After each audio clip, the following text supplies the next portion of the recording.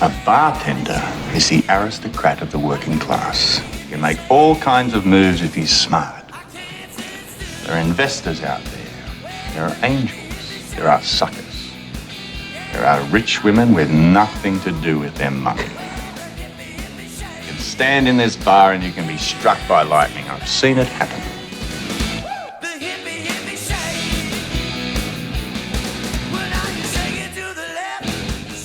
Hello, Now Playing listeners. It's the weekend, and I hope you're kicking back with a cocktail. No, I'm not advising you to drink alcohol. You can choose that on your own. I'm hoping you're listening to Now Playing's new bonus review of the movie Cocktail. Tom Cruise's 1988 blockbuster that won the box office and won a Golden Raspberry Award for Worst Film. Well, which is it? You can find out by listening to our review, which just came out today for gold level and higher donors in our spring 2020 donation drive. It's donors who keep our show going and allow us to do the show we do every totally free Tuesday. Even through the pandemic, we have not missed a single week, haven't missed a week since New Year's of 2010, and it's because of our financial supporters we're able to do that. Here's a clip from that show, and after, I'll tell you more details about the current donation drive.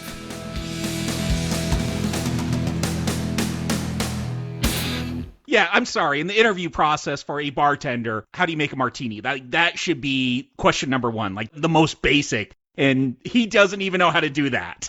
All right, funny story. I went to a blues club in Iowa, and I was with my wife. And my wife sends me to the bar to get a drink. And I'm like, what do you want? She goes, I don't care. Well, I know my wife likes martinis. So I go up to the bar and I order a martini. And the bartender looks at me and then goes, I think we can make that. Gets with the other bartender. They pull up the internet. I feel like Iowa's the problem there. Yeah, if there's the internet, they should know what a martini is. But the idea of a martini changed in the 90s too. When chocolate martinis became a thing, people forgot that it was just vodka and vermouth. They basically gave her a glass of straight vermouth. Yeah. Oh, vermouth. Usually you just go with the vodka. Yeah, there was like just straight vermouth. The look on Marjorie's face when she drank it. So, people do get hired as bartenders without knowing how to make a martini. Not New York, though. Maybe in Iowa, not New York. No. Arnie's absolutely right. And let's just call out what it is. What is Coughlin's whole thing? Women. He's got all this advice about catching the women and all that. And yet this guy is ugly as sin. Why does he hire Cruz? Cruz is good looking. I've seen many bartenders that didn't really know what they were doing, but oftentimes people just order a beer or they don't want a mixed drink. They just want something off the shelf. So, yeah, if you got a good smile and you're willing to dance like that to Addicted to Love, which, I mean, Cruz always gets his singing, dancing moments. We've seen it in many times. Holy shit, said this. He's gotten so much better than he was. How do you mean so much better? This dance is cool to you? Yeah. Wait, really? You would want to be this guy dancing to Addicted to Love that way? Stuart, I've learned to dance from you. You taught me every dance move I know. Yes, I would like to be this guy. Okay, all right, fair enough. All right, he's better than me in 8th grade, that's for sure. He's better than me today. And I think the choreography between him and Coughlin works. And you know what? You can't rule out Addicted to Love as a thumping bass, good song that's keeping the scene moving. This movie is a jukebox of songs that's going to just keep playing. And if you hate the songs, then you're not going to get in the mood. But they set the mood for me. To me, we reviewed Miami Vice. This reminds me of Miami Vice, the TV show, where there's not a whole lot of dialogue going on, but they're going to play Smuggler's Blues, and you're going to get what's going on in that scene from the song that's playing, and that's how I am in these early scenes.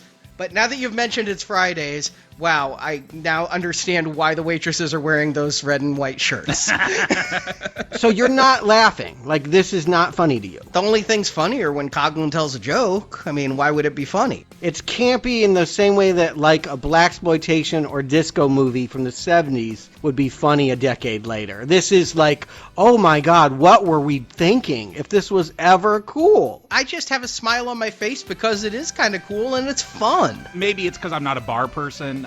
So I'm not taken in with the coolness factor. I find it hilarious that all it takes for Cruise to become an expert cocktail server is an edit cut. Like, he's struggling, and then boom, he's perfect the next weekend. He's flipping those bottles. Maybe it's been more than a week, but the way it plays out in this film, it's just so quick. And then the whole way they treat his schooling is like, oh, you can't learn nothing in school. You gotta get on the streets and just do it, which gets contradicted with Coughlin's fate at the end. Like, he should have done more schooling. That is very true. I mean, it shows that Bryan isn't stupid for going there. And I might just want to call out, I love that one of the professors is Paul Benedict, who is Bentley from the Jeffersons. Ah, there it is. I'm like, I know I've seen this guy, but he's hysterical. Again, more comedy here when he's screaming at the class. This is where we get the Donald Trump of the cookie industry. And, of course, Cruise has got to do what he does in all his films, like all the right moves, and I got to challenge the authority, right? I've got to be the dreamer who can't take criticism here. Yeah, I'm sorry. Cocktails and Dreams sounds like a horrible place. I would never want to go there. It's hilarious. It's hilarious. There's no way we're not laughing at all of them. I would flunk his business plan, too.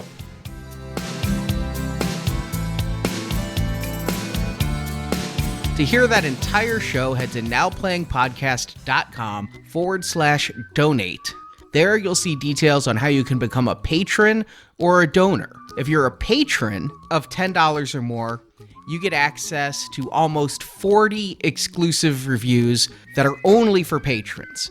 Apocalypse Now, Doctor Strangelove, Hook, The Warriors, Eyes Wide Shut, another Tom Cruise film, Monster Trucks, Lego Batman. There's about 40 reviews for patrons of $10 and up, and you get our silver level donation series as it runs. Right now, that would be the podcast Us, and pretty soon, the Candyman Retrospective. If you're a patron of $25 or more, you also get our gold level donation podcasts, which include all of these Tom Cruise films, as well as early access to some reviews and some unedited reviews or extended reviews. Or you can just become a one-time donor, and there for $10, you get the silver level donation. For $25, you get silver and gold, so Candyman and the Tom Cruise series, 9 films we've reviewed of Tom Cruise's, from Losing It all the way through Born on the 4th of July, every film Tom Cruise was star of in the 80s. Or you can do $35 or more, going platinum,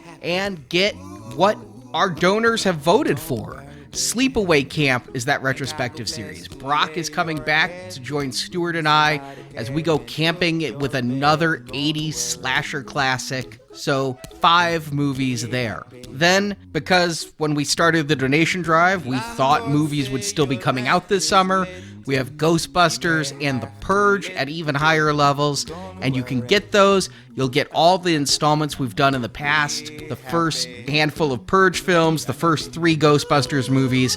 You get those immediately upon donation, and then whenever Purge 5 and whenever the new Ghostbusters films come out, you will get those reviews as well. Thank you for listening. Thank you for your support of our show. We'll be back on Totally Free Tuesday with a review of The Andromeda Strain, the 2008 TV miniseries.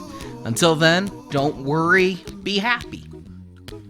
Ain't got no cash, ain't got no style, ain't got no gal to make you smile, but don't worry, be happy. The luck is gone, the brain is shot, but the liquor we still got. Your support helps keep Now Playing on the air. So what are you going to do now? Make $1 million? The opinions expressed on Now Playing are those of the individual hosts and may not reflect the opinion of Venganza Media Incorporated. Bryan, how am I ever going to know that you're being honest with me? I mean, you can barely be honest with yourself. Venganza Media Incorporated is not affiliated with, and this podcast has not been prepared, approved, or licensed by any entity that created the film analyzed herein. Coughlin's Law. Anything else is always something better. All movie clips and music included in this podcast are the intellectual property of the respective copyright holders. They are included here for the purpose of review, and no infringement is intended. Not me. I am not falling into that trap. Now Playing Podcast is an exclusive trademark of and may not be used without the expressed written permission of Venganza Media Incorporated. Outwork, outthink, outscheme, and outmaneuver. You make no friends. You trust nobody. And you make damn sure you're the smartest guy in the room whenever the subject of money comes up. Now playing is a Venganza Media production, copyright 2020, and no part of this show may be reproduced, repurposed, or redistributed without the written permission of Venganza Media Incorporated. All rights reserved. The set of laws that the world generally ignored, to its detriment. Don't worry, be happy. Don't worry, don't do it. Be happy. Put a smile on your face.